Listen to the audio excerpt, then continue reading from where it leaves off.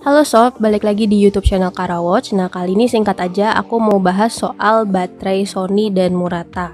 Kenapa kita juga ngomongin Murata? Karena sekedar informasi nih, untuk Sony di baterai kancingnya itu pelan-pelan akan berganti brand atau dia replacement brand name-nya menjadi Murata. Jadi mereka satu pabrikan, satu kualitas, tapi nanti dia akan berubah brandnya pelan-pelan jadi Murata. Beberapa tipe baterai Sony di pasaran itu sudah berganti nama jadi Murata. Jadi teman-teman nggak perlu khawatir kalau misalnya di toko online dikirimnya Murata itu kualitasnya sama dengan Sony. Nah, yang mau kita bahas adalah bagaimana membedakan Sony atau Murata yang asli dengan yang KW atau yang merek abal-abalnya, karena di pasaran juga beberapa beredar Sony yang ternyata KW. Nah, di sini aku bakal jelasin pelan-pelan. Nah, pertama-tama kamu bisa lihat dari kemasannya. Untuk baterai Sony yang asli biasanya kemasannya adalah seperti ini. Dia warnanya ada biru dongker dengan aksen orange untuk baterai yang tipe CR ya, atau dengan aksen hijau seperti ini untuk baterai yang tipe SR dan lain-lain yang lebih kecil. Nah, ada juga Sony yang kemasan satuan seperti ini. Ini misalnya sama, walaupun sama-sama 2032, tapi Sony yang aku sebut litio ini lebih punya kualitas yang lebih advance lagi. Biasanya dipakai buat jam-jam outdoor kayak Garmin, atau misalnya untuk beberapa merek remote mobil kayak gini nih, Volkswagen, BMW, Mercedes kayak gitu. Jadi dia harganya lebih mahal sedikit tapi official dari Sony. Nah, kedua, kalian bisa lihat kalau baterai asli dia selalu punya tanggal kadaluarsa.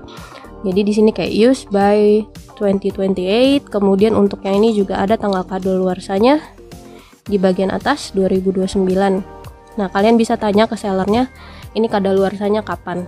Kalau nggak ada tanggal kadaluarsanya biasanya itu adalah Sony KW. Kemudian Sony itu diproduksi di Indonesia dan juga di Jepang. Nah, jadi kalian bisa lihat di sini ada tulisan Lithium Indonesia. Jadi dia memang diproduksinya di Indonesia untuk Sony dan Murata. Tapi ada juga yang diproduksi di Jepang dan biasanya dicantumkan juga nih kayak gini, di sini ada tulisan Japan-nya. Itu jadi salah satu tanda keaslian juga. Nah, di sini aku mau nunjukin lebih dari dekat bentuk baterainya. Ini yang aku tunjukin adalah tipe 626 Sony tapi yang KW. Nah, jadi tampilannya seperti ini ya. Sekarang kita bandingkan dengan yang original. Nah, sekarang teman-teman bandingkan dengan yang original. Di sini ada brand Sony-nya, kemudian ada tulisan kode SR626SW, kemudian ada dari Made in Japan-nya. Jadi dari segi tampilan pun udah kelihatan berbeda, tapi ada satu penanda yang krusial membedakan mana yang asli dan KW. Nah, salah satu penanda dia adalah original Sony. Di bagian side baterainya ini kalian bisa lihat ya. Sorry kalau kameraku kurang makro, jadi ada barcode kode. Nah, kalau untuk 626 ini ada kodenya ZZ. Nah, kemudian nih aku ambil contoh kode lain. Ini kode SR621SW. Di bagian sampingnya dia juga ada kode YS-nya kayak gini. Jadi beda tipe, kodenya beda, tapi yang jelas di samping baterai itu ada kode barcode seperti ini. Ya, ini ini 621, dia kodenya YS, beda sama tadi yang 626. Nah, sekarang kalau mau kita bandingkan dengan yang KW. Nah, kalau yang KW di sampingnya itu nggak ada kode apa-apa. Jadi itu pembeda krusialnya antara Sony yang ori dengan yang KW.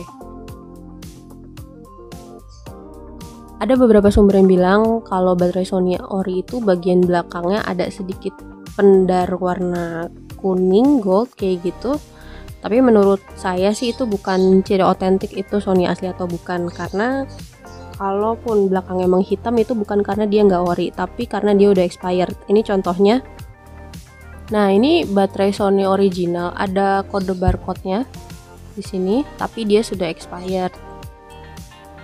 Nah, kalau diperhatikan di bagian belakangnya agak lebih gelap ya, nggak terlalu gold seperti yang tadi masih baru.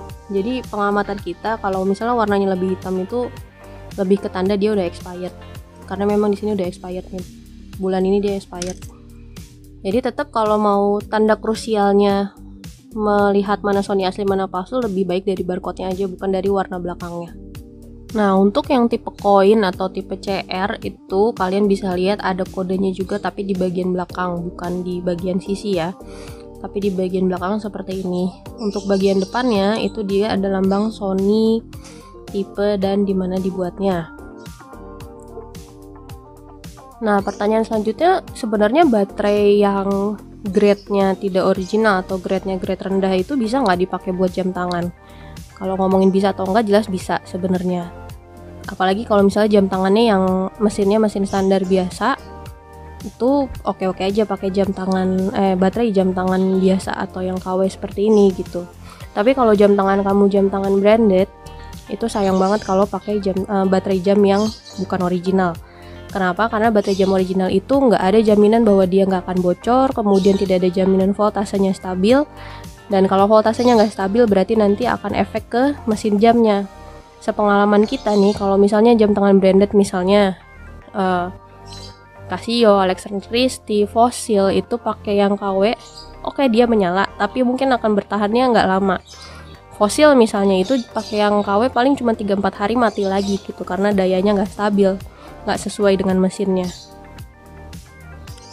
Oke, segitu dulu pembahasan kita mengenai baterai jam Sony kali ini. Buat teman-teman yang cari baterai jam yang otentik, ori, tergaransi, kalian bisa cek di Instagram @karawatch.id atau marketplace kita di Shopee, Tokopedia, dan Bukalapak. Kita menjual berbagai macam baterai jam tangan original, mulai dari Sony sampai Renata itu ada. Dan berbagai kode juga, jadi jam tangan teman-teman ada kodenya berapa, insya Allah di tempat kita ada. Terima kasih sudah menonton, sampai jumpa di video selanjutnya.